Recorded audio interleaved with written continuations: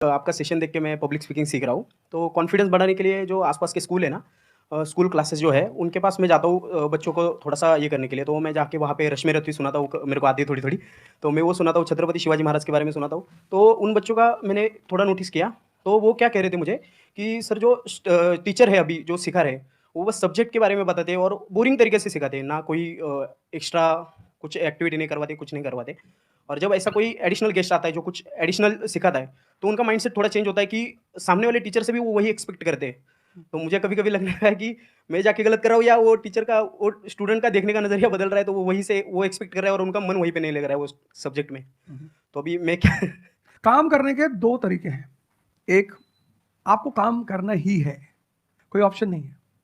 एक है आप किसी भी कीमत पे काम करना चाहते हो। जैसे मैं किसी भी कीमत पर पढ़ाना चाहता ही हूं। इसने मुझे इज्जत दिया, सम्मान दिया, प्रेम दिया। मैं एक शादी में गया था 2 दिन पहले, लोग दूल्हे उल्हे को छोड़ के मेरे पास आ गए। दूसरा बेचारा फ्रस्ट्रेशन में गया कि यार हमसे मैसेज किया हुआ तुम यहाँ से चले जाओ। मतलब उनके भाई ने मुझे मैसेज किया, बड़े भाई ने कहा वो यार तुम यहाँ से जाओ, शादी नहीं हो रही है। मतलब वो द्वार चार वगैरह सारा प्रोग्राम था, वो सब आ रहा है, हो जाओ सर। तो हमारा जो देश का शिक्षक है, उसके मन में कोई मोटिवेशन नहीं है कि वो क्यों पढ़ा है। जैसे हमारे घर मामा आए, उनके आने पे हम बड़े खुश होते थे कि मामा आए। क्यों? क्योंकि हमें पता था कि जब जाएंगे तो पैसा देके जाएंगे। इस देश के शिक्षक को, सरकार को कुछ ऐसा करना चाहिए कि उसके मन में एक मोटिवेशन हो कि 6 बजे का स्कूल है, वो सुबह 4 बजे पहुंच जाए। कुछ ना करे इस देश की सरकार, सिर्फ उनको वीआईपी का दर्जा दे दे। फिर आप देखना, पैसा तो कौन नहीं कमा रहा है, शिक्षक सम्मान चाहता है। तो मैं अपने टीचरों से पुराने मिलता हूं, तो जैसे कहीं मिल गए वो सड़क पे, मैं खड़ा हो गया, रोक दिया सब, हाँ सर, पैर चले, तुरंत ऐसे सीना उन्हें चौड़ा कर लेते हैं कि हमारा बच्चा है जी। शिक्षक एक दुनिया की ऐसी लॉबी है जिसको सम्मान चाहिए। आप लोग कहीं भी अपने पुराने टीचरों को मिला करो, ठीक है, हो सकता है उन्होंने आपको कभी मारा हो, डांटा हो, कुछ बोला हो, लेकिन अब आप उनको थोड़ा सम्मान दे दिया करो, उससे बड़ा उन्हें फील होगा। हमारे देश के शिक्षकों के पास इनर मोटिवेशन की कमी है। कुछ लोग हैं जो इंडिविजुअल मोटिवेटेड रहते हैं, वो करते हैं कई सारे टीचर, लेकिन वो इंडिविजुअल, कुछ लोग होते हैं ना जिनको अपने धर्म का एहसास होता है, उनके लिए वो ड्यूटी नहीं होती, वो धर्म है उनका। तो वो तो जैसे भाई आप जाके आप धर्म के रूप में कर रहे हैं, 2-4 टीचर और भी कर रहे हैं, 10 टीचर और भी कर रहे हैं, लेकिन सरकार को टीचरों को कुछ तो ऐसा करना चाहिए कि उन्हें फील हो कि नहीं यार ये हमारा देश है, या हमारे बच्चे हैं, हमें इनको बनाना है और ऊपर उठाना है। तो अगर सरकार कुछ ऐसा कर देगी ना, सेल्फ मोटिवेशन दे देगी, अरे फिर तुम देखना इस देश के टीचरों को। सर इसमें आपसे बात करते करते ना मेरे माइंड में एक सॉल्यूशन आ रहा है, क्योंकि एज एन एंटरप्रेन्योर मेरे माइंड में सिस्टम्स एंड प्रोसेसेस घूमते हैं। मतलब मेरे माइंड में ये घूमता है कि कैसे एक प्रॉब्लम है उसको सिस्टम में कन्वर्ट कर दिया जाए, जो कि वो काम अपने आप हो जाए।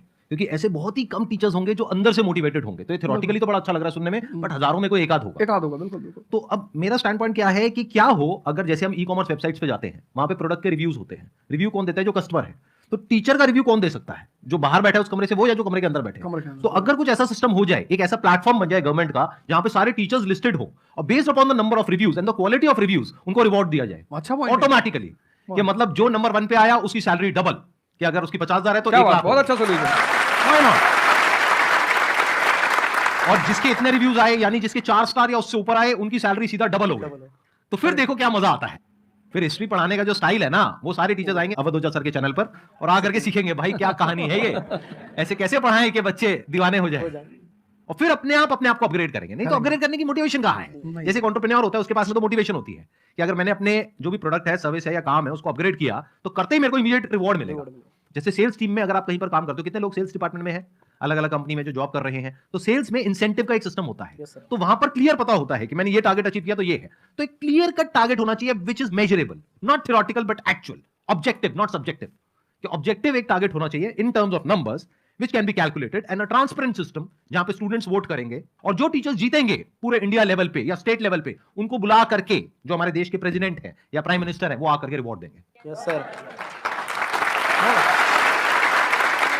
बच्चों को जो जरूरत रहती है कि अगर लड़का पढ़ने आ रहा है ना, उसके मन में कोई डाउट ना रह जाए। हम उसको कहते हैं कि हम तुम्हें पढ़ा रहे हैं, दम है तो भूल के दिखाओ, याद करके नहीं।